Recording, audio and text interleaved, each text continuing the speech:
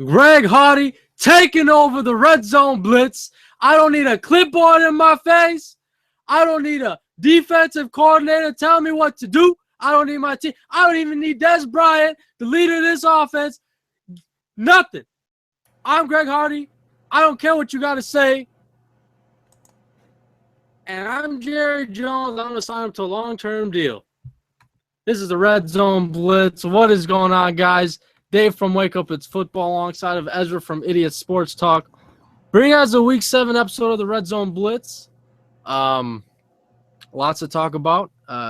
But first, let's introduce the partner in crime, Ezra. How's it going? I'm in shock right now. Okay, that means we got to end the show with Kirk Cousins, right? You like that? You like that? You got to end the show like that, right? You got to end it with Kirk Cousins, letting the people know that, you know, they like that. Oh, yeah. Greg Hardy, Jerry Jones. And, you know, to start off the show like that, to be honest, even though I'm all for getting Greg Hardy to the team and giving him a chance, such as blah, blah, blah, but isn't it a little too early to be talking extension with this guy? Come on, Jerry. Of course. Jerry's on his rocker now. Wow.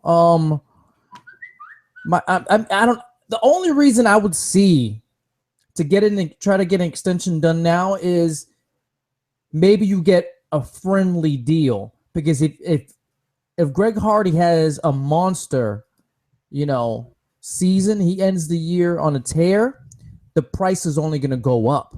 So maybe Jerry right now saying, you know what, I'm going to try to save me a couple bucks on the salary cap by getting it done now.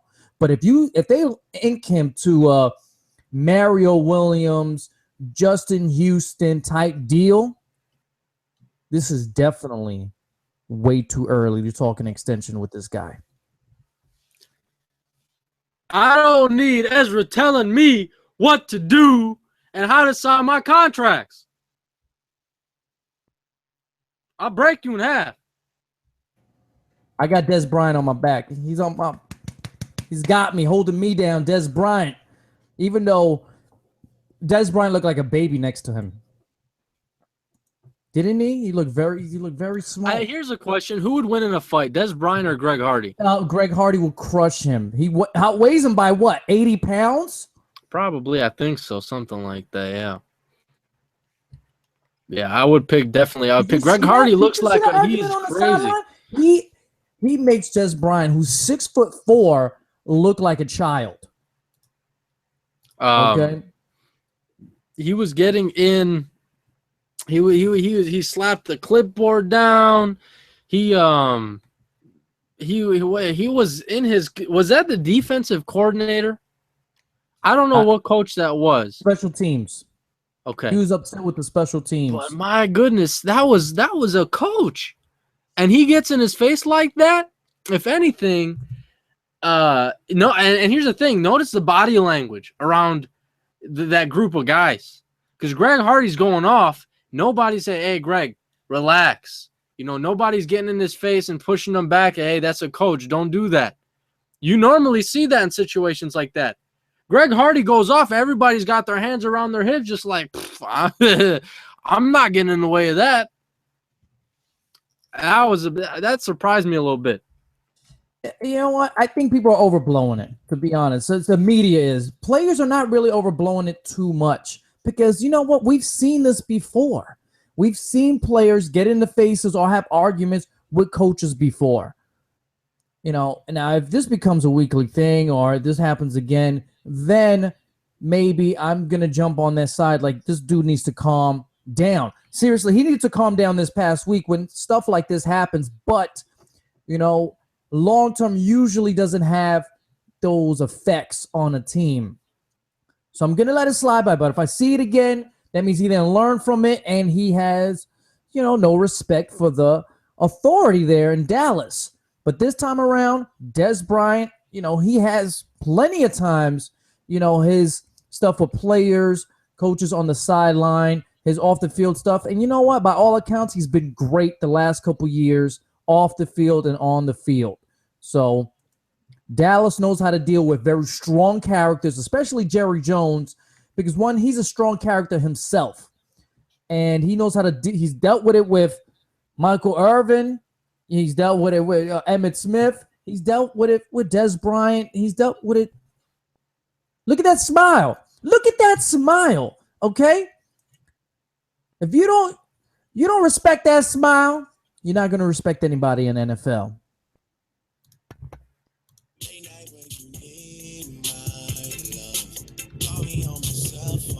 Oh. I don't know who's going to be who is he sending that to? Is it that those pictures that he took a couple months ago with that girl when he was snuggled up right next to her? That's who that Jerry Jones be sending that ringtone to? Hey, this is what he's doing. He's calling. They need to do one with him and Greg Hardy, and they're just on the cell phone negotiating the contract. Tell me that wouldn't be a good one. They're already negotiating. The season is what, 2 games in for Greg Hardy on the Dallas Cowboys, and he's already talking long term, man. That's, my goodness. That's funny. Anyway, so enough with the Greg Hardy and the Jerry Jones jokes. I'm gonna have to do this a little bit more often. It's kind of fun. We can get into something a little bit more serious. We can start talking maybe handful of topics going around the league. You got the Packers and the Broncos undefeated right now. They're facing each other in Denver on Sunday night for the whole country to see. You got the Dolphins kind of a bit of a resurgence here in the last couple of games ever since Joe Philbin has been fired. You got the Texans kind of down in the toilet. They released Ryan Mallett. There's a whole bunch of topics I think we can get into. And there's also you guys down in the FanDuel comment box. I know that today it wasn't the regular. Who's normally down in the FanDuel comment box before the show starts, Ez? It's Super Hippo. Super Hippo. It's not Super Hippo today. It's Mr. Pearl. Mr. Pearl 420. He hit me up on the Twitter and he wrote, let me quote this man. Let me quote him. He said, "Got the beers and I'm ready to go." Yeah. Now, what kind of beer is he drinking? I hope he's not drinking some cheap beer like, I don't know, like Cobra or something like that. I've never even heard of that. That's how cheap it is, like 60 cents.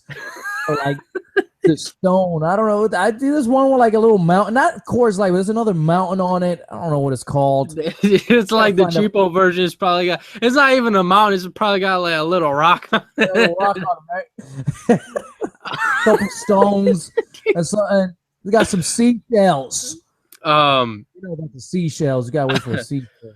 We got a handful of questions for Mr. Pearl. Let's read them off. If the Bills don't make the playoffs, is Rex Ryan done as a head coach?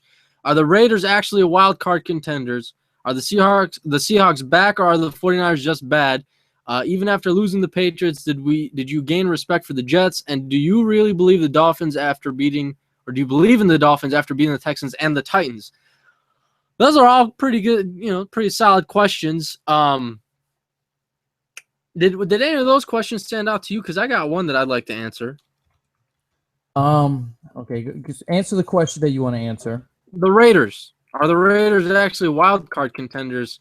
Now, that question doesn't imply that they're already in the playoffs. It doesn't imply that they're going to make the playoffs. Are they wild card contenders? Are they going to contend for that fourth or that fifth or sixth seed? And I'm going to say absolutely yes. I think the Raiders are definitely a team that are going to that have come on strong with Amari Cooper and Derek Carr. And I think they're gonna keep pushing. And I think they have a lot of young pieces on that team. And we've said it week after week. The Raiders, I think, are a team to watch out for that wild card spot. So I'm gonna say, yeah, they're definitely, I think, wild card contenders.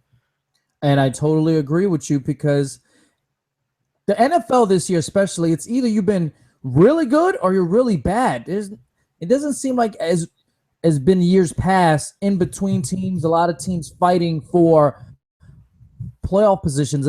This year seems like you're in it or you're not from the jump. This is not week 11, 12, 13. This is week 7, 8, and we're already eliminated a lot of teams from the wild card contention. It seems like, not officially, but just on paper, we're just not believers in them. Anyway, the Raiders are 3-3. Guess what? They will be division leaders in the AFC South and the NFC East. Okay? Think about that. And the Raiders, if you want to talk about their team makeup, you know about their three studs. They're three-headed monsters. You got Carr, Cooper, and Murray. And, they got a solid defense by a defensive type of guy who's instilled a mentality, a toughness over there. The Raiders are back. Okay, they're not Super Bowl contenders, but guess what? They have a bright future ahead of them, and they're dangerous. My Jets are going to face the Raiders this week. This is not a gimme.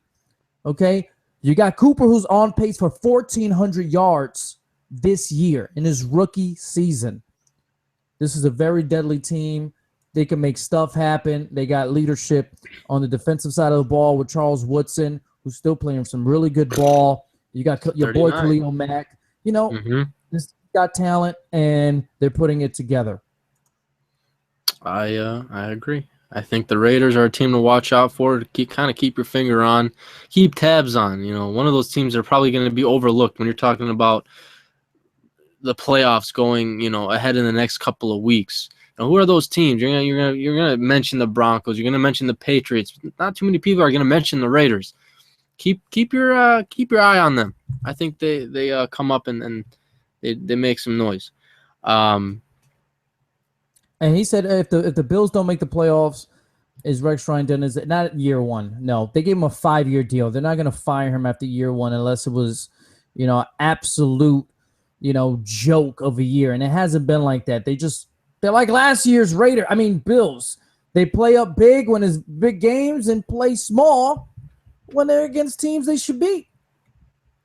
That was their problem last year, and it seems like it this year too. And they're still in contention, for the wild card. You got the Jets. Every team in the AFC East are still in contention for the wild card. Jets, Dolphins, Bills, Steelers. You can forget about the whole AFC South. That's a joke. And you got the Raiders at 3-3. So you got 3, 4, 5 teams fighting for 2 wild card spots.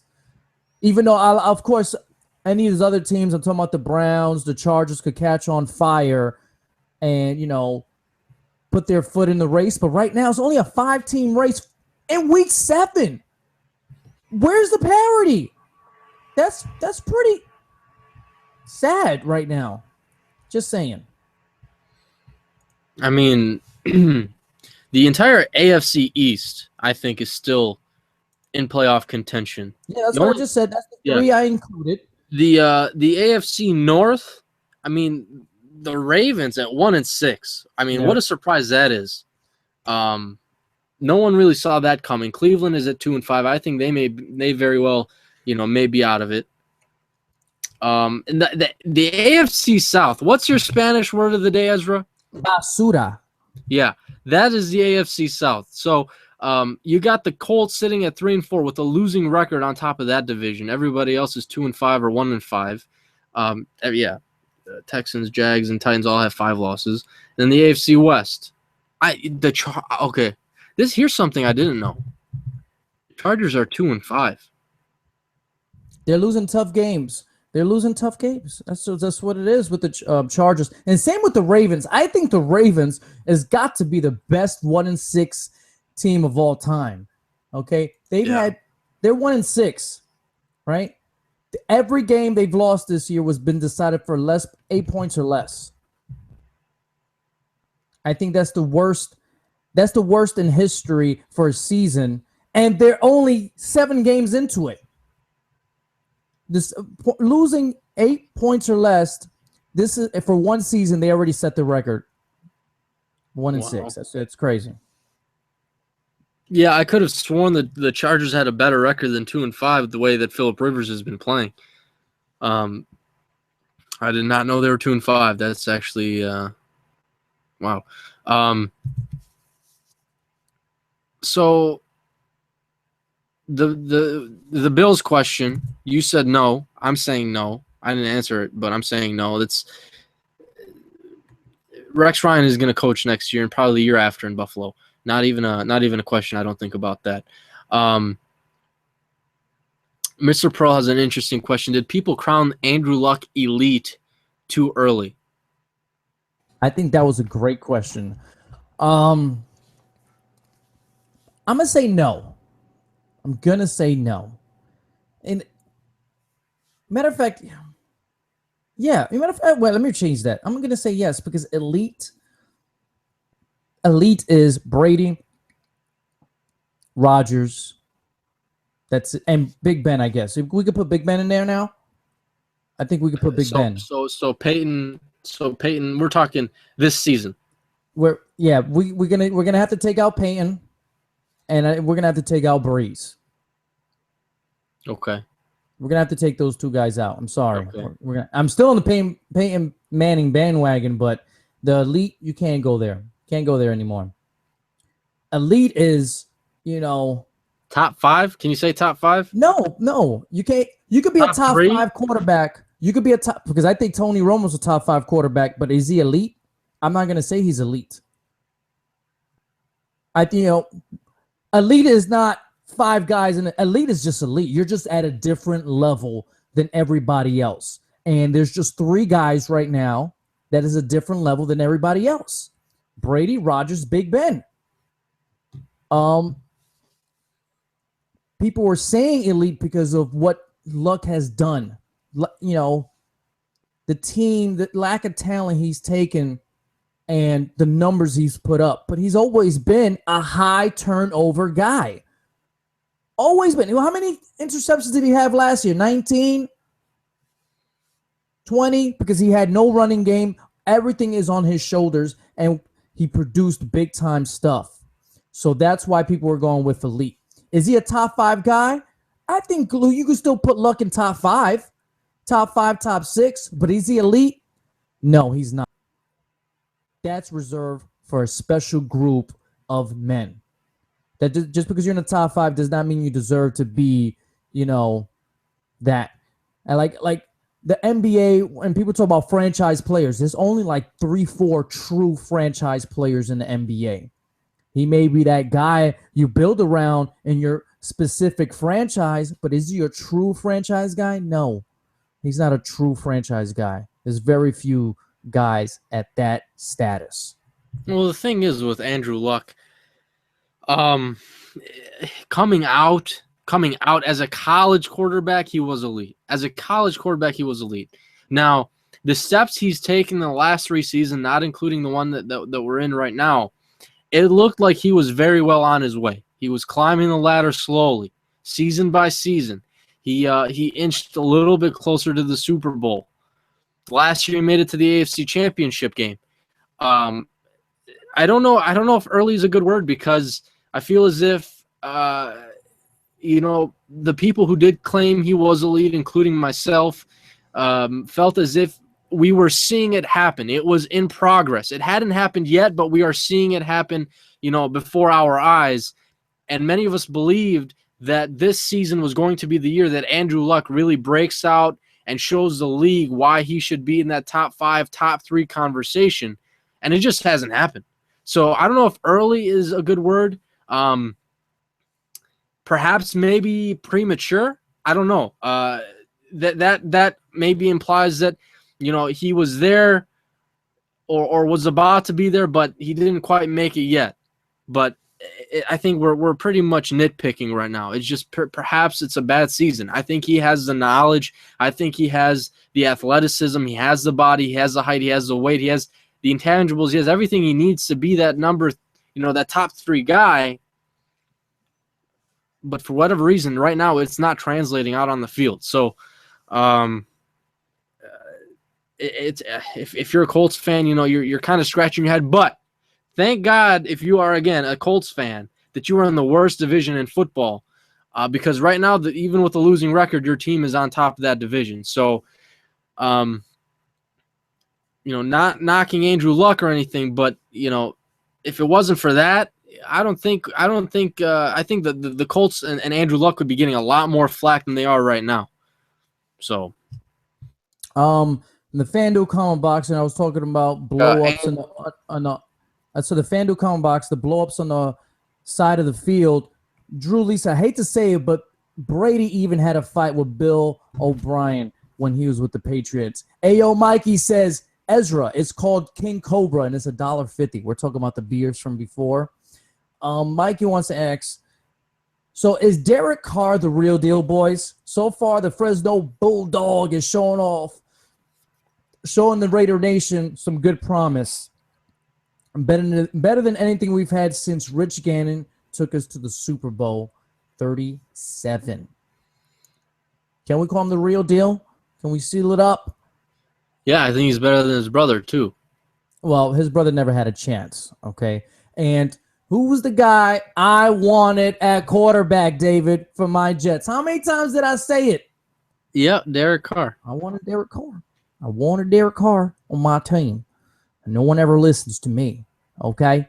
Do I want to say he's the real deal? It sure looks like it. I don't want to stamp it, okay? I don't want to put right there. But you got to feel good if you're Raider Nation. You're saying showing some promise. He's showing a lot of promise. This is what you want from a second-year guy. He's made a huge improvement. He wasn't bad last year, but now he's got some pieces around him, and you see him take that step forward. You see him take that step forward. You know, Blake Bortles has improved this year, but has he taken that jump like Derek Carr? No, not yet. But you like to see that from young players. You like to see them get better, and they're producing on the field. So Jaguar fans and Raider fans especially should feel very good about their future, because if he's progressing like this, imagine year 3 and 4 when everything should come together for those players. The Jaguars got 2 wide receivers too. You got the 2 Allens, you got Robinson and Hearns, and like I said, and if you they have a little bit more than that. They have Julius Thomas. They have T.J. Yeldon. I'm talking about young pieces. Right. I even know Julius Thomas is like 27 years old, 26, 27. Yeldon too. So you got to feel good. You got to feel good if you're from those fan bases, and Carr has just taken that level right there. Sorry, go ahead. No. Drew Lee said, I like the Raiders this year. Amari Cooper, by next year, top 7 wide receiver. I'm going to say no, because you know how hard it is to crack? There's some insane receivers right now. There's some insane receivers. I don't know if they could crack the top 7 next year. Watch him crack the top 7 in yards this year alone. Well, I'm not talking about the yards. I think he was just talking about top 7 wide receivers. Still, though, that's production. Oh, that is big. Like I said, he's on pace for over 1,400 yards. I mean, if fellas listen, and if there's ladies out there listening, again, the emphasis is on building through the draft. You draft Derek Carr, you draft Blake Bortles, you draft Amari Cooper. These are guys that you have signed to rookie contract deals. You do your due diligence on these guys. You scout them. You're confident in what you get. Rather than finding someone in free agency and paying them the big bucks. That's, I think, again, the importance of salary cap management by finding these guys who can produce for you as rookies versus the free agency thing. So if you hit on your guys, I think in the long run that's how you build Super Bowl and championship teams. Is making sure that you hit on your guys in the draft. If your team's drafting dud after dud after dud from 1st to 7th round, nobody pans out, your team's never going to be anything. They're never going to amount to anything. You're going to be sitting at 2-14 every draft, i.e. potentially if you want to point to Cleveland. So hopefully I think Bortles and Derek Carr pan out for those 2 teams, because those 2 teams have been in the toilet for a really long time.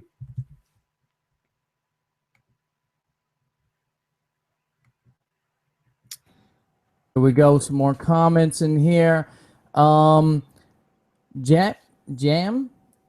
at the Finns fans thinking they're going to the Super Bowl. Yeah, they're feeling good about themselves. But guess what? They have a lot of talent. The Dolphins had, me going into the year, and I'm a Jets guy.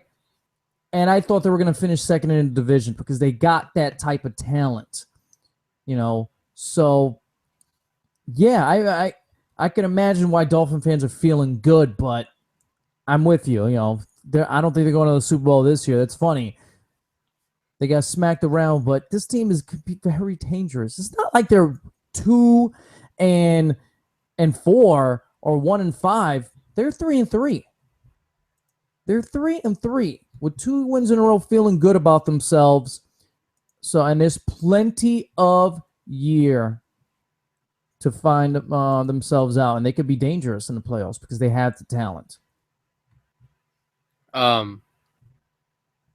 Just approving some comments here. For the Miami Dolphins, if you see how they played the first however many games under Joe Philbin this season, and then how they're playing under their new is it Dan Campbell? Is that the name? I can't remember his name. Yeah, Dan Campbell. Yep. It's like 2 different teams. It's like night and day. I mean, they came out and they just demolished the Texans in the first quarter. The game was over at the first quarter. Not 2, not 3, not the first quarter of the game was over. So, everyone going into the season again highlighted the Dolphins as a team to watch out for. They started out slow, but we very well could be seeing this team actually, I guess you can say producing the way that everyone expected them to. So, don't sleep on the Dolphins now. Just because of that slow start, I wouldn't sleep on them. It's like for whatever reason, they're I don't know. I don't get it. Why teams like sometimes teams, I don't know, play like this. I don't know. Do you think it was Joe Philbin and only Joe Philbin? Yeah, I imagine there's some schemes to it also. Like they're running the ball more. They're you're actually giving that offense some continuity, some clarity. Do you know what I'm saying? It's a clear game plan. You know what your team is going to be about. You're giving them an identity right now. And remember with the first 3 weeks? No, the first 4 weeks, they had 1 sack. Yeah. 1 sack. The last 2 weeks, Cameron Wake has 6 sacks, 4 forced fumbles. In the last 2 weeks. And I think Dan Campbell said, do your thing. Let Sue take up 2-3 blockers. Wake, you know what to do. Before now, you don't have to take these 2, defenders. It's working out. Like Lamar Miller, he's got 2 straight 100-yard games because he's getting touches now.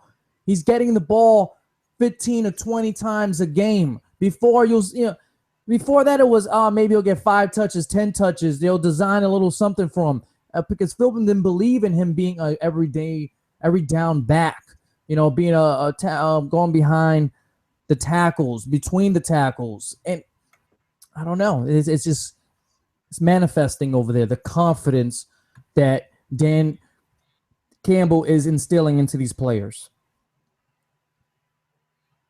and it's showing. It's showing big time. So, I think if you're a Dolphins fan, hopefully Dolphins fans didn't lose hope.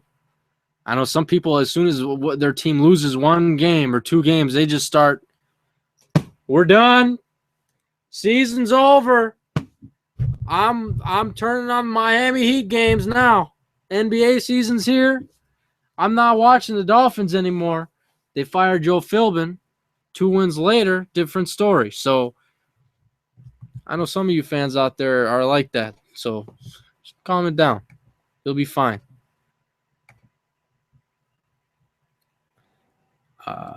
Who's your early rookie of the year? This is from Ron Batura. I think this is easy. It's got to be so far. It's got to be either Todd Gurley or Amari Cooper. I don't think there's any other choice on the offensive side of the ball, at least. Yeah, I tend to agree there. I can't think of a defensive player that comes to mind. Maybe Leonard Williams. Leonard Williams and this guy from the Bills, the cornerback. Everybody's giving him a lot of pub right now. Who's that? There's Delby, Darby? Darby. Darby. Yeah. So there you go. Ron says Greg Hardy makes the NFL look even worse than they already are. By himself? Damn, Ron. We're getting the yeah. Ron, I got something to tell you, Ron. I don't make nobody look like nothing. I look like me and nobody else. I'm a Dallas Cowboy now. Next question. Yeah. Black Eagle says they only play the Titans and Texans. I'm not saying the Dolphins are going to the Super Bowl. I'm not saying they're going to the wild card. I'm not saying Dan Campbell is going to win Coach of the Year. But this is just the right step in a direction, and they have talent. And, after seeing the crap that you saw the first 4 weeks, if you're a Dolphins fan, you should feel very good right now. I am not proclaiming. I'm not stamping. None of us are, giving the Dolphins Patriots credit here. We're not putting up there with the Packers, Broncos, Bengals. No one's doing that. No one's saying we're believers.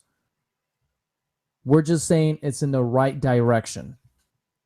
Right. And when you dominate your team the way they've dominated those teams, they weren't close games. They were the game was over last week in the first quarter. And these are professionals playing professionals, so that definitely says something at least. We haven't talked about the Packers and the Broncos, Ezra. This battle of the unbeatens on Sunday Night Football. I was thinking about this a couple weeks ago after the Packers, who'd they beat? I think it was the Chargers, and we were going into that bye week. And I was thinking, well, with the exception, I think, to the Chargers game, the Packers have played pretty well defensively. Then you got the Broncos defense, who have played pretty well defensively. Both teams are number 1 and number 2 in points allowed. I think are somewhere around 16.9 points per game allowed by both teams. I don't know if I can envision this being a shootout. Aaron Rodgers hasn't played like Aaron Rodgers in the last couple of games. They haven't been high-scoring games. They haven't been shootouts. They haven't, Aaron Rodgers hasn't been slinging the ball around for 4 touchdowns. Do you have any kind of initial thoughts? I think this is going to be a low-scoring game. Well, if in the 20s, a low-scoring game to you, then I agree with you. High 20s or low 20s? Mid-20s. How about that one? Like I said, I am not off the Peyton Manning bandwagon. He'll figure out a way to bring his team enough points to make this competitive. And Aaron Rodgers is Aaron Rodgers. I just want to see Aaron Rodgers go up against this pass rush. That's what I'm interested in seeing. And I want to see Peyton Manning, go up against a very good, very underrated defense that nobody's talking about in the Packers. So I want to see both of these guys do their thing and see what's going to play out here. And you know what? People are not saying this because I guess the Broncos haven't looked great or dominated anyone. But I'm going to say it now. This is a very real potential preview of the Super Bowl this year. I said it how many times? Who do I have before this season representing the AFC? The Broncos.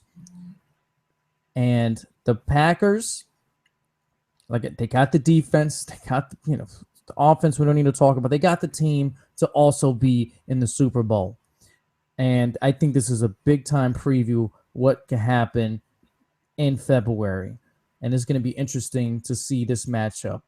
So this is going to be awesome. I think it should be an awesome game. Like I said, mid-20s.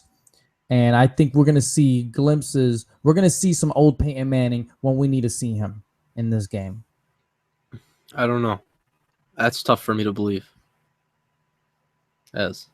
What, that this is a preview of the Super Bowl? Yeah, because you're telling me they're going to have to go through teams like the Patriots, the Bengals. Yeah. When Ben Roethlisberger comes back, the Steelers are going to be dangerous again. Because there's a difference now. The defense is what's leading this team. And this is right now is on a historic pace. How they're just smacking people up and down that defense.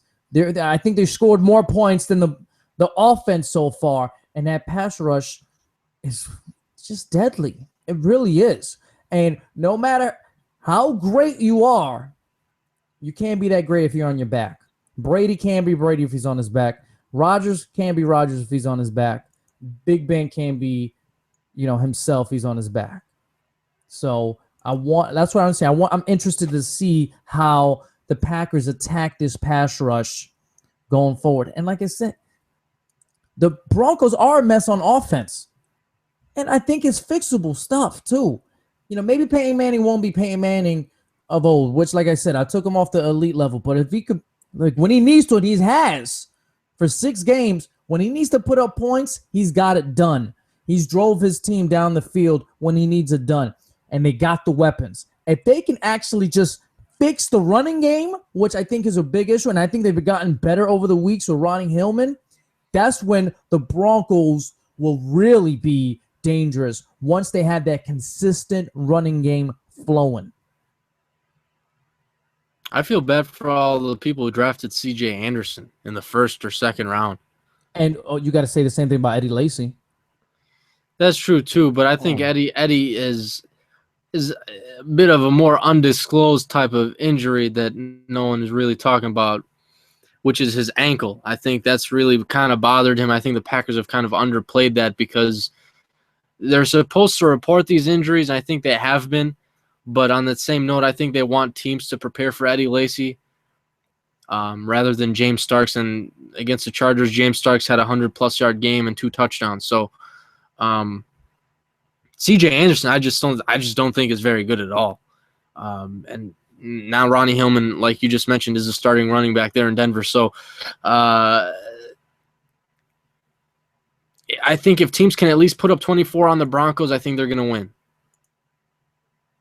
You think if a team put up 24 points, they're going to beat the Broncos?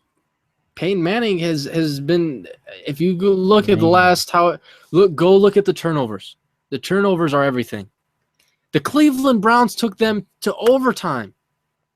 And they had to win with a score of, what was it, 26-23 or something like the Browns is not. The Broncos. I mean, the Browns have given a lot of teams problems this year. They have not been gimmies. Yeah, they lost most of their games, but they haven't been getting blown out left and right. I mean, that's a fair point. They lost 3 points to the Raiders, 7 points to the 7 points to the Raiders, 3 points to the Chargers. They just haven't. But you're talking about a Super Bowl team. You're talking about a Super Bowl team in Denver. This elite, high and mighty team being taken to overtime against the Cleveland Browns. Yeah, I'm talking about a Denver team that has potential, and considerable amount of potential to get better. The Packers, can they get much better?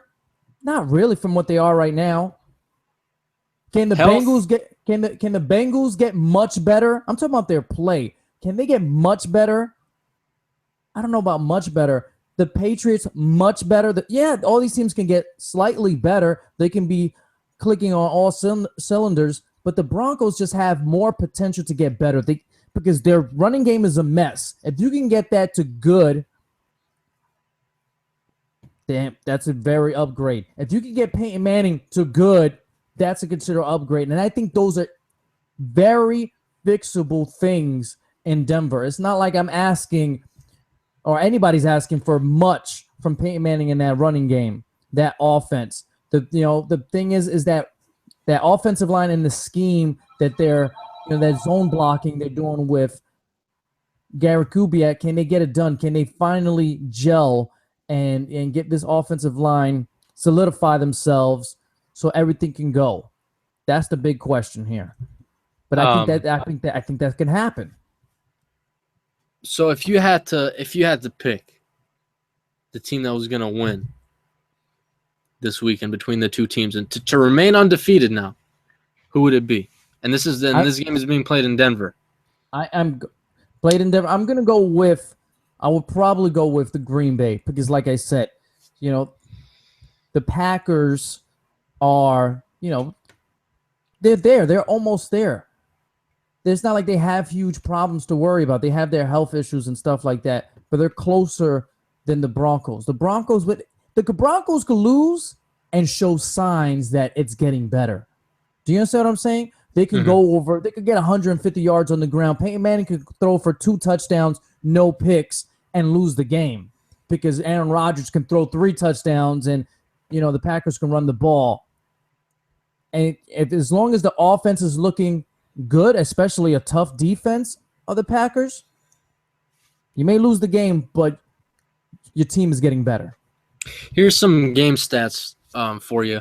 First of all, Aaron Rodgers has thrown for 15 touchdowns and 2 interceptions. Actually, those 2 interceptions came in one game. Peyton Manning, on the other hand, 7 touchdowns, so less than half of Aaron Rodgers' touchdowns, and 10 interceptions, which is no bueno. Now, some team stats. You got the Packers scoring an average of 27 points a game versus the Broncos 23. The points allowed per game by the Packers defense, 16.8 versus the Broncos 17. So if you look at the margin, the Packers are scoring roughly 10 more points than their opponents versus the Broncos who are scoring 6 more points than their opponents. As for total yards, the Packers and the Broncos are roughly in the same neighborhood at around 250 yards passing on average per game, but the Packers are outrushing the Broncos 127 to 85. So that could be somewhere something to look at. If Eddie Lacy isn't up to par, even with his coming off the bye week, look for James Starks again to get some more of those carries to carry that offense in the run department. So I'm picking Green Bay, but I think it's going to be somewhere in the neighborhood of like 23-20. Maybe Mason Crosby or Aaron Rodgers has to go down the field on the last drive of the game to score, because I don't see this being 45-40. And if it is, I don't know. I'll have to do something on Twitter, giveaway or something, because I don't see it happening. I'm gonna answer. There's a question by David. He said, who you guys think will end up with the number 1 pick? Lions, Ravens, and Jam wrote Houston. So yeah, there's a couple teams that's in contention for the number 1 pick.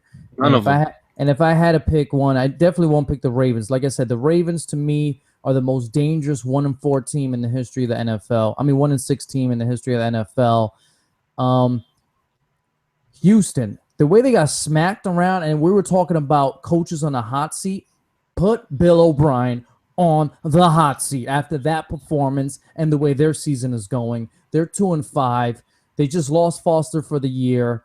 You got Ryan Mallett, your boy, missing team flights. Bill O'Brien, it's not looking good in Houston right now, and a lot of the blame is going to shoulder on him, and rightly so. So yeah, Justin, should Bill O'Brien be fired? I'm not going to answer that just yet, but he's definitely on the hot seat because there's a lot of things going on over there. Jadeveon Clown, he just got his first sack this past week. They were down like 42-0, and he was celebrating. I understand it's your first sack, bro, in the NFL. That was his first sack in the NFL? Yep, this past week. Man. Ooh, yikes. Eesh. Mr. Pearl says, speaking of good matchups, is the Bengals and Steelers matchup maybe an AFC title preview? I could see that. Yeah. I think they're probably, with the exception of the Patriots, the top 2 teams in the AFC. I could definitely see that. What do you mean, with the exception of the Patriots? So you're not even going to put the Broncos in your top 2 teams? No. Wow. They're not. They're not. Listen. I just spoke about the best 1-6 team, and this has got to be the worst 6-0 team ever, huh? Yeah, you're not respecting that defense at all. Or you really disrespecting for me? That it's not about the defense. It's the offense. Guess what? Didn't the Ravens win with an even more pathetic offense? And I'm talking about not the Ravens with Joe Flacco. I'm talking with Trent Dilfer. Okay? Yeah, but are you comparing that defense to the Ravens defense now? They're on that pace. Okay, we can compare them if they make it to the Super Bowl. I'm saying is, I'm not saying they're the Ravens defense. I understand what you're saying. I'm saying is that offense was atrocious, and they destroyed everyone basically in that year. Okay, historic defense. And I said the Broncos defense are on a historic run right now. Are they going to keep up throughout the whole year? I don't know. Certainly they can, can't they? They got the talent for it. It's not like they only have 2 pass rushers. They got your boy, the number 1 guy you rated on their team in Shane Ray, Von Miller, DeMarcus Ware. They got talent. Their secondary's good. TJ Ward, Talia, they got talent on that defense. And they got young talent. And come on, you're disrespecting the Broncos. Now you're going to call them the second best team? Unbelievable. No. If you want me to put them now. I'm talking about besides the Patriots. I'll put them at 3. You got the number 4. You got the number 4. Because you just said, besides the Patriots, this is the 2 best teams. So that means you got the Bengals, Steelers, Patriots ahead of the Broncos. If you want to put the Bengals as your second best team, or maybe your best team in the AFC, I'm not going to fight you on that. Now, which one? Who? The Bengals? If you want to put the Bengals as your second best team, I'm not going to fight you on that. But now you're going to put the Broncos number 4. I'm going to fight you on that. Okay, David? You're bugging. You need to relax. Okay? You need to take it easy. Okay, everybody needs to take it easy. I like the Steelers. Big Ben is my boy. Currently, they are 3. But I think after the season's over, when Ben comes back and they start winning some games, I think the Broncos lose a couple. The Steelers get pushed up. I'm going to be Greg Hardy. I'm going to go to your house and slap some clipboards off of your damn your hand. What the hell are you talking about? The hell are you talking about Steelers number 3 right now? Out of your damn mind, man. So you made your prediction. I made my prediction on the Broncos Packers. So we're saying Packers remain undefeated. Packers, we'll end up undefeated. You know what? I'm going with a draw. How about that? I'm gonna go with that one. It's gonna be a draw this week. Hey, it's possible. 25. Jamex, who used to be El Chingon, says the Broncos are overrated. Interesting. Say that. I don't. I think they're underrated, and who's overrating them? They're getting no love. David's got them the 4th best team in the AFC. No one's calling this a better than Super 16 Bowl preview this week. Who's overrating the Broncos besides Bronco fans? They don't count. There's nobody overrating the Broncos. If you want to say Ezra's overrating the Broncos, you can say that, but not. People are not overrating the Broncos. Look at David, 4th best team. Unbelievable. They're underrated. That's what I'm going with. Okay. Hey, I'm gonna slap some keyboard. I've been slapping what is it? Not keyboards. Yeah, I'm gonna slap keyboards. Since you're on the internet, forget about a clipboard. I'm slapping some keyboards. Greg Hardy style, baby. If Peyton Manning shows that resurgence, if he comes back and is, if the 4 or 5 slow games that he's had and the interceptions that he's thrown, if he somehow manages to turn that around, Emmanuel Sanders picks it up, Demaryius Thomas picks it up, then yeah, sure, why not? We can have that conversation. But as of right now, the importance of that position is derived from the quarterback. He's the guy who produces everything. So I don't know. I don't know if it's father time catching up to Peyton or what it is, but I feel as if right now that offense is not where it can be, and it isn't. So that's why I got them at 4 after the season's done. Mm-hmm. Hey, that doesn't mean they're not going to make the playoffs, right? That doesn't mean they're not going to win their division. If someone said they're not making the playoffs, man, Man, I'm not even going to get on this. What happened? No, I'm just talking about hail to the no. Hail to the no. Kaepernick was described being on an island in San Francisco's locker room, and Fox Sports report over the weekend. Oh, wait. Read that off one more time. Cap was described as being on, quote unquote, an island, unquote, in the San Francisco locker room in a Fox Sports report over the weekend. On an island? After ESPN's Adam Schefter reported the usual Kaepernick has stopped wearing his ever-present headphones in the lunchroom and started engaging with teammates. Was asked if he believes someone in the organization is leaking in reports about him to make him a scapegoat for their struggles. I really hope not. For me, I give everything I can to this organization. I can give everything I can to my teammates to try to help us win, to try to help us better go moving forward. And you know what? Even though me and you are not the biggest fan of Cap, he certainly does not deserve all the blame for, the struggles of the 49ers this year. He does not. You know what? Carlos Hyde has not been the most consistent runner over there. How many people did they lose to retirement? They let people go. This was an atrocious offseason. You got rid of a successful coach. I think it's more about the management letting the 49er fan and their fan base down than Colin Kaepernick. I think they deserve way more credit for this, 2-5 start than Cap. So they just do. I think it's probably atrocious is an understatement. I think it might have been the worst offseason for any team in NFL history. The amount of players they lost, and then you lose Jim Harbaugh, who I think was the glue to the whole team. We saw how successful that team was, how many NFC championships they went to, how many Super Bowls. This is a Super Bowl that they reached. And Jim is gone. Patrick Willis is gone. Chris Borland is gone. A lot of people made their departures. There's no more Crabtree on the team. And I think you can have a little bit of the blame on Kaepernick. I think Kaepernick, what happened was, I feel as if he's the type of guy who, because obviously I can't prove this, I don't know him personally, but my perception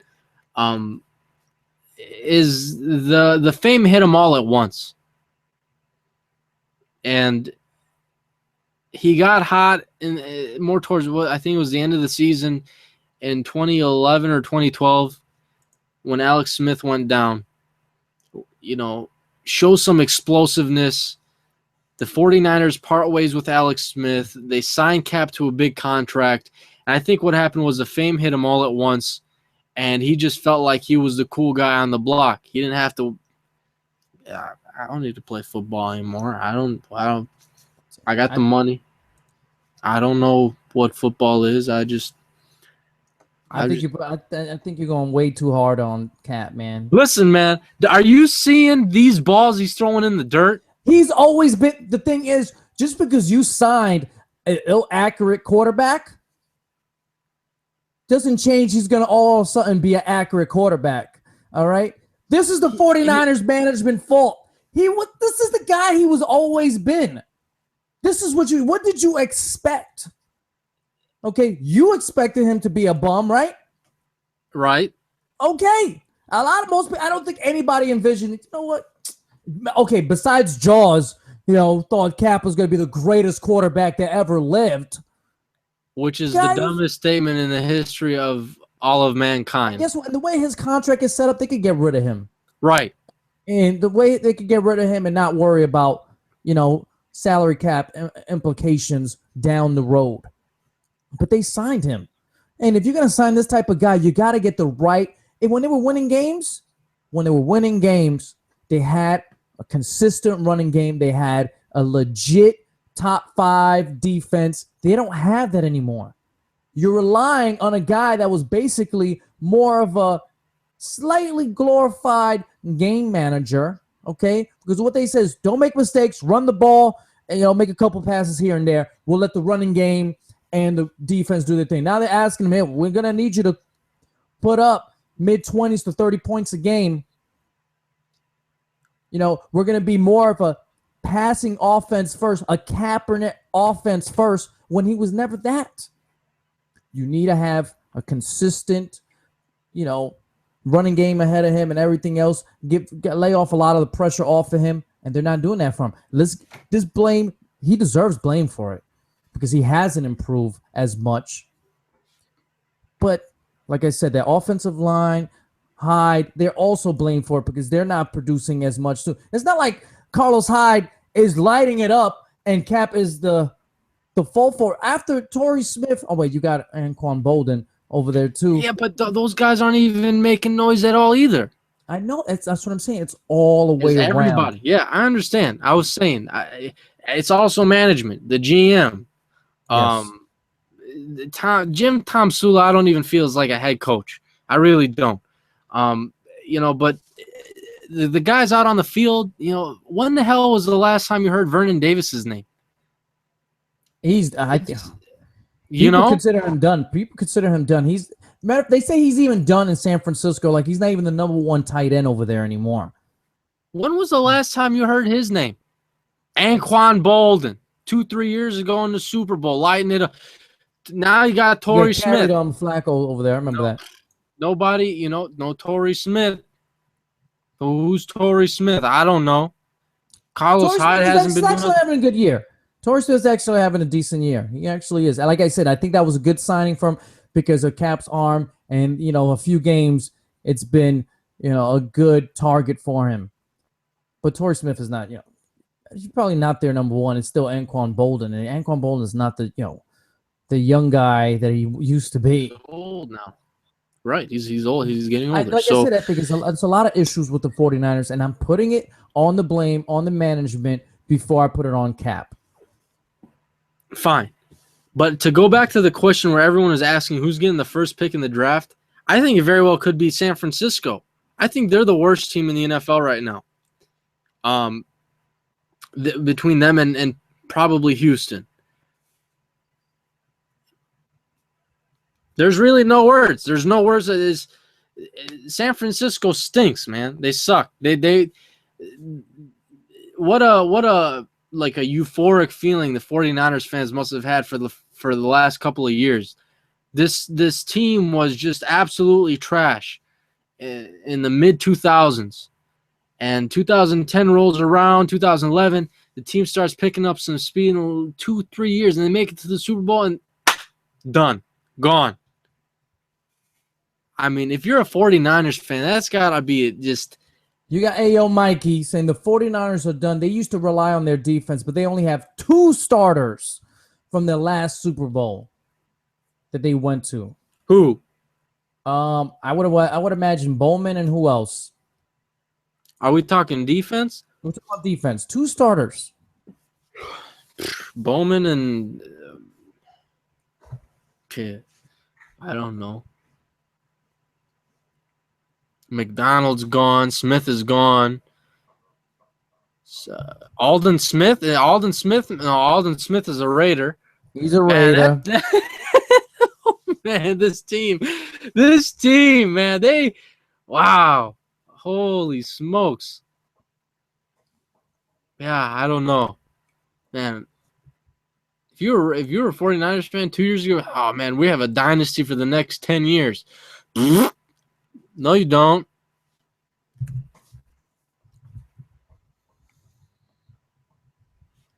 Looking down in the FanDuel comment box, seeing what you guys got going on down here. Interesting questions. I don't know why we're talking Eagles. We got Kaepernick to the Eagles. Is Sam Bradford legit? Who's winning the Bradford Foles deal? Some Eagles talk going on down here. Interesting. I don't know who won the Bradford Foles deal. It might be a wash when it's all said and done anyway. Is Sam Bradford legit? No. No. I don't think he's legit. He's a starter in the NFL. Yeah, if he means legit. legit, but is he a starter in the NFL? Yes, he's a starter in the NFL. At least 5 teams can use a Sam Bradford. Who? 49ers. I mean, 49ers. Here's the thing. The Chiefs. The type of quarterback, the Chiefs. The type of quarterback Sam Bradford is, more of a pocket passer. The Bills. I don't even know if he belongs in that offense in Philly. The Bills. Tell me no. Bills, you got to say yes. Yeah. You know what? I'll take him on my Jets. On the Jets. Is Sam Bradford that good? I said 5 teams. I didn't say 15, 20.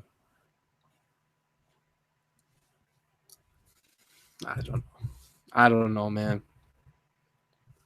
Definitely the Chiefs. I already said the Chiefs, right? Definitely the Chiefs by a lot. Guess what? The Cowboys wish they had Sam Bradford right now. Right now. Who? The Cowboys. Jerry, let them know. Jerry, let them know. Who you wish you had? We see that finger? Sam Bradford Jerry right Jones. now. Wish I had some Sam Bradford right now. Bradford. I should trade for him right now. I should sign him to a deal. RG3. RG3 Sam Bradford. Market. I'm going to get them all. I'm going to sign them, and they're all going to start at 1 quarter of each game. I'm going to diversify the roster. Diversify. So, yeah. Jerry Jones making a guest appearance on the Red Zone Blitz. If you haven't known about this yet, we opened up the show with Greg Hardy on the show. So when the show ends, you can go back and watch that. Yeah, Mr. Pearl says from the start everyone knew that Bradford didn't fit that offense. So now not everyone knew because I was a big believer in Sam Bradford. Guess what? I still am. Yeah, but the offense that Chip Kelly tries to run, this versatile, fast, quick pace, we're gonna hit you from all angles of offense. He could do that. No, he can't. Not on torn ACLs. He can't run the damn ball, Ezra. How is he a mobile quarterback? You don't need to run the ball in that offense. He would rather have a Marcus Mariota, a more mobile quarterback. Because he's been in his system before. Okay. But why did there was smoke, there was fire before the draft? Marcus Mariota, damn well he was trying to get him. It takes time to develop chemistry in this type of offense. Can you compare the comparables between Sam Bradford as a passing quarterback and Marcus Mariota being slightly more of a dual threat, who would have probably write fit it down offense more? in your FanDuel comment box? Write it down. Record this because it is recorded. I'm telling you, Sam Bradford will improve in this offense. He's going to be gunning. What does that even mean? He's going to be gunning. Watch. He's going to get to an 8-8 record. Catch on fire. Watch. He's going to catch on fire. He's going to be like a 3-week stretch, 4-week stretch, 15 touchdowns, like 2 interceptions. Watch. To an 8-8 record. Watch. You're going to catch caliente fuego. Caliente fuego to 8-8. Wait till these wide receivers actually start catching the ball. To 8-8, I promise you. Wait till they start catching the ball. You want me to show you? You talking about showing something? Let me show you how. Let me show you your boy. This is the help he's getting. Let me see if I can find it. Give me a second. Watch 8-8, man. I'm telling you. This is from this past weekend. I saw this tweet this past weekend. I'm gonna pull it up right now. Give me 1 second. Scooby-Doo. Scooby. This is Jordan Matthews right here. Booyah. You see that? You see Jordan Matthews? Check it out. Just look at the screen. That's Jordan Matthews right there. This past weekend. Okay. Sam Bradford can't put up points if he trying to catch the ball. You see that? Even though Jordan Matthews looks a little lighter and got blonde hair now. Okay. That's Jordan Matthews. Right? What did that guy write? What does this guy write? Jordan's Matthews be like. That's ridiculous, man. crying when I saw that. Oh God!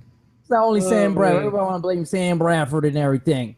Wait till that chemistry go down. Oh man, That's messed up. that was hilarious when I saw that. Almost cried. Who's gonna have a bigger impact, Des Bryant or Ben Roethlisberger on their team when they come back? They both might come back this week. Des Bryant. Who's gonna have a bigger impact this week is gonna be Big Ben. That's if he plays though, which he's come out and said, "Don't count me in just yet." So, Ron says trades you see happening before the deadline. They're usually small if they do happen. So the NFL is not big on trades like that. But if you want to talk about surprise, a trade that I see can happen, and it won't be a big surprise to me, but it might be to the country, RG3. How about that? Kirk Cousins, man. You like that? You like that? Hey, RG3 could very well get dealt. But to who? Houston? I could see Houston. Right? I don't. At this point, I don't know. I don't think I can see him. To who? Buffalo? I can see that. What's the price tag? It can't be much. No higher than a third. No higher than a third. There's no way in hell. The team. Oh man, they got to be in love. I could see a third. I could see a third getting it done. But man, RG3. What are they gonna do with them? What are they gonna do with RG3? He's just sitting there on the bench. He's just sitting on the bench watching Kirk on the Jumbotron. You know? From the savior of the Washington Redskins to the bench warmer in 3 seasons. So shows you how crazy the NFL is. You never know. Never know. We've been on for over an hour. Wow. Ezra knew. You knew? What did I say about RG3 a couple years ago? That he won't be the star. I didn't say that. Come on now. I want to go back and see what the exact time you said it, because you couldn't have said it during his rookie year. I'm a G, kid. You better check it out. It had to have been his sophomore year. I didn't say his rookie year, but I said it. Why is there wigs on my thing? Ayo Mikey says, do you guys think that a team will move back to LA? The Raiders need a new stadium. How can a 3-time Super Bowl champion franchise be sharing a stadium with a baseball team? You got the Jaguars, Texans, Browns, Panthers, and even the Vikings who have had stadiums built or being built.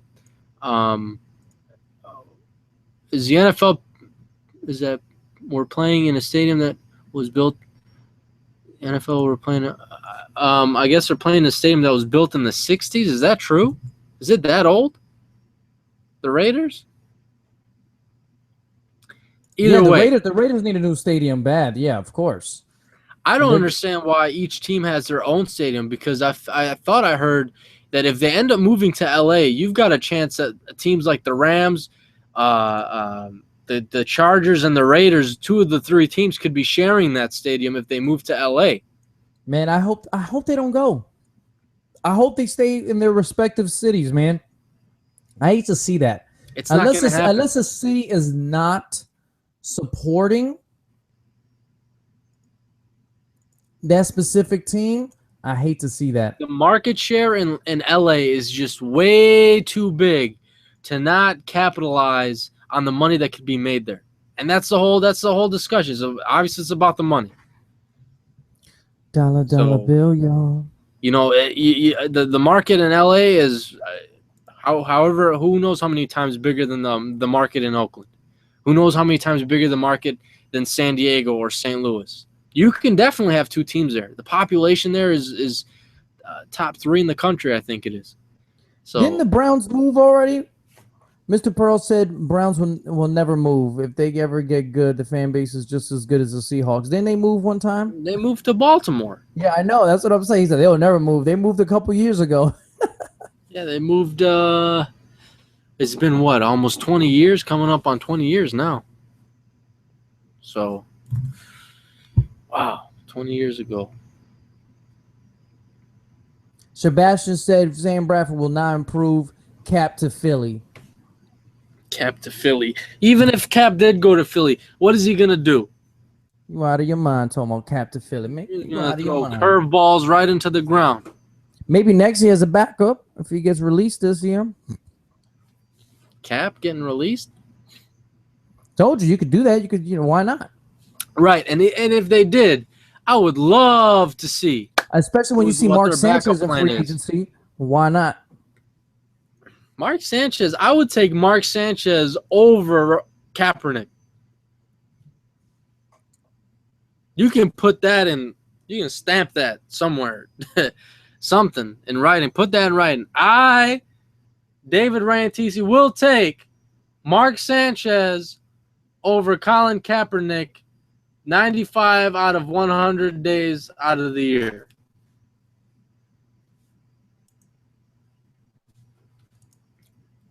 Kaepernick is done, man. He got paid, and he's like, I'm done. My work here is done.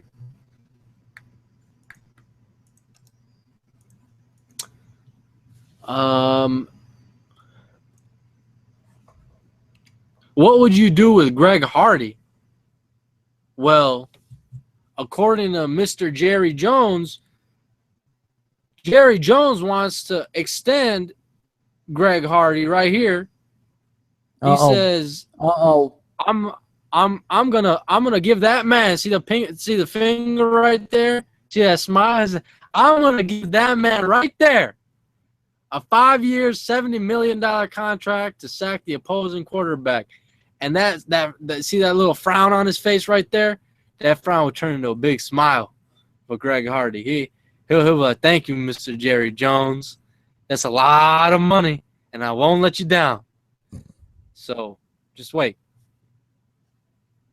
That's what's gonna happen with Greg Hardy. Jerry Jones is already got that covered. He's the new Al Davis.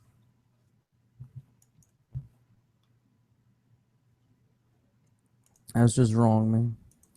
But Jerry had a very good offseason. I'm not going to get on Jerry, man. Jerry had a very offseason. He did his thing.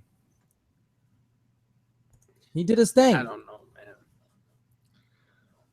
man. Jerry Jones. It'll be the day when I see the Cowboys in the Super Bowl, man.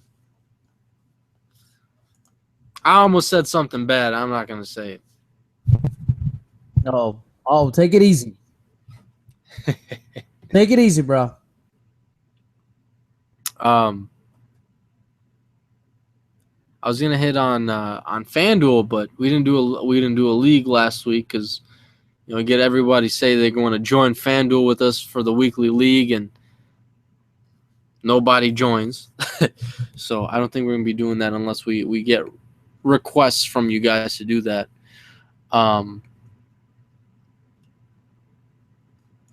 Looking at some of these other comments, man. You guys showed up tonight early. I'm gonna give my MVP out right now. I'm gonna say Mr. Pearl 420 has been the MVP for tonight. Definitely showed up early. Was ready to go. Mr. Pearl gets my MVP award tonight. Andrew, I don't know if Andrew saw the little tweet I put up. He says Sam Bradford is just as bad as Cap. They both get no help from offense, and especially Jordan Matthews drops everything. I wonder if Andrew saw my my tweet. Should I bring it up one more time? Yeah, go ahead. Bring it up one more time. You gotta give me a second, man.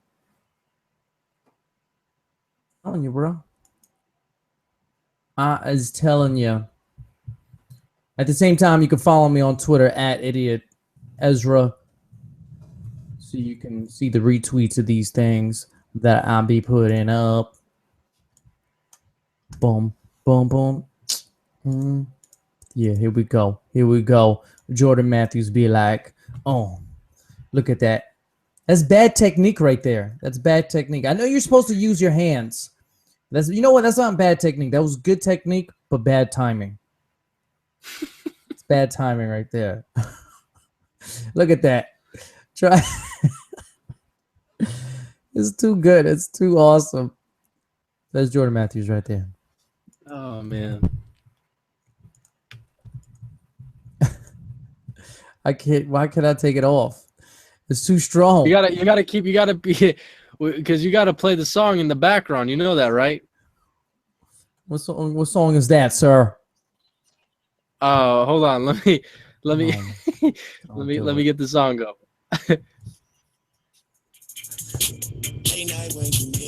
Go ahead. Go ahead. Man. I can't. Don't do it. That's against YouTube copyright infringement. Oh yeah, copyright infringement. I forgot. My bad. Don't do it before you get it. They won't notice. They won't notice. It's an hour-long video. They won't notice.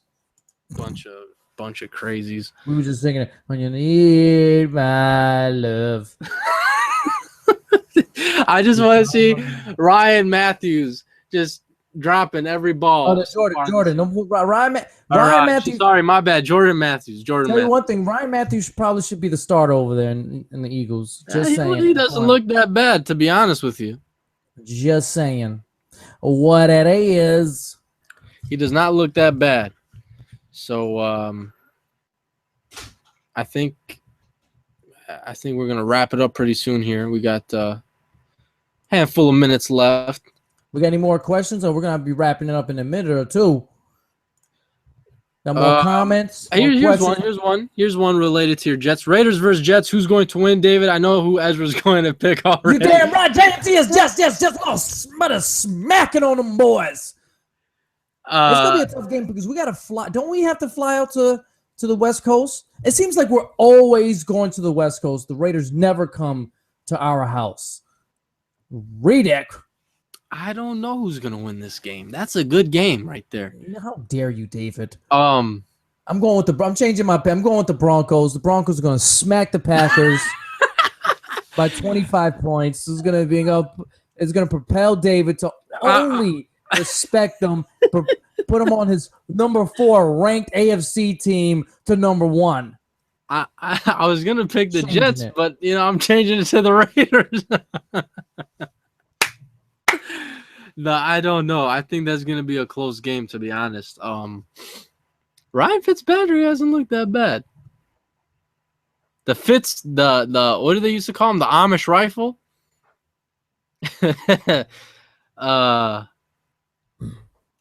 I want to slightly lean more towards the Jets on this one because of their defense, but I'll pick the Jets.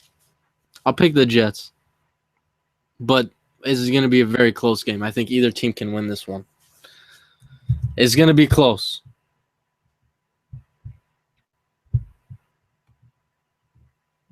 And Mikey says the Raiders all day.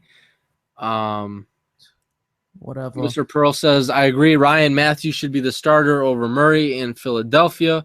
And I respect the Raiders a lot. I really do. I wrote a couple, I'm not a writer, but I wrote a piece about Al Davis a long time ago about, the way he ran the Raiders. And, I know they weren't winning too many games, but you got to believe, man. He was always a winner. Al Davis was always a winner. If I wasn't a Jets fan, the Raiders or the Steelers will probably be my other teams that I'll be a fan of. I've always respected Al Davis, the Raiders, and the way they conduct the business. They don't like you, whatever. We're the Raiders. Okay, Al Davis, he's not gonna follow all the rules. He was a renegade, baby, rebel. So, but this week you're going down. It's plain and simple. When you got Richardson, he hungry. Okay, he gonna smoke you like them joints he had during the off season. Be smoking car. I already gave my MVP for the night as Who's your MVP? Oh man, I don't know. This was tough, man. I said Mr. Pearl 420. That's my MVP tonight. Man, Drew Lee was real good tonight. Ayo Mikey was real good tonight. But then he started talking smack about my Jets, so he loses points there. Oh, you can't make him lose points because of smack talking your Jets. Yeah, of course I could do that. All right, well then if you're not gonna pick them, if you're not picking them, then I'm gonna That's put it. you in second place. That's it. That's it. Drew Lee is my MVP. He just said Jets will win 28-23. Thank you, Drew Lee. You're my MVP. Wow. I'm biased. Come on, man. You can't pick MVPs. That's baloney. Thank you, Drew. Your comments were on point, effective, quality, quantity. You were all there tonight, sir. All you people should take a lesson from the man himself. Well, on that note, I think we're gonna head out tonight on the Red Zone Blitz. It's a fun show. Greg Hardy, Jerry Jones. Oh man, what? I just noticed something. Oh, forget it. What happened? Drew Lee just said he's a Patriots fan. I'm going. Ayo, Mikey. No, you can't switch it. You can't switch it. Ayo, Mikey's my MVP. How dare Drew? He just had to kill the moment. He had to kill the moment with that. He had to kill it. You can't switch it. It's too late. Ayo, Mikey. All right, well. And Mr. Pearl's coming at my neck. Steelers, Ezra? Really? Really? Because he's a Bengals fan. Sorry. Don't be mad because they're in your division. Black Eagle says, Ezra, you scared of my Raiders this week? They killed the Chargers. Get out of my face, man. I think we're heading out tonight. Greg Hardy says bye. Ezra, you say bye? Those earrings, make him less intimidating. Or maybe they might make him more intimidating. Those loop earrings, I'm not sure. I don't know. Matter of fact, I would not want to lose to a fight in a man with 2 loop earrings. No, you're right. More intimidating. We're out. We're out with this guy right here. This is a pretty cool picture. Too bad my arms are the size of toothpicks. Did you cut him out? It looks like a cutout. Yeah, it was done in Photoshop. Thanks, though. All right, guys. Thanks for tuning in to Red Zone Blitz. Thank you, guys. Tune in. We good for next week, I believe. Probably. I should be here next Wednesday. I've been pretty consistent. I've been pretty good, pretty solid. Or do we need a bye week somewhere in there to give ourselves a one-week break? Next week is November 4th. I got nothing going on. Got none on my schedule, man. I'm supposed to go to Brazil in January. I don't know if that was going to happen, so I might have to take a bye week then. I don't know yet. We'll see. Well, we're going to give you guys a 1-week break from the Red Zone Blitz. Not next week. I mean, like, from now until next Wednesday. I hope you guys enjoyed. Dave from Wake Up It's Football. It's Az from Idiot Sports Talk. You guys can hit us up on Twitter, Facebook, all that good stuff. If you guys want to talk sports, just hit us up, man. And anytime. But that's all we got for you guys today. We're out. Later, guys.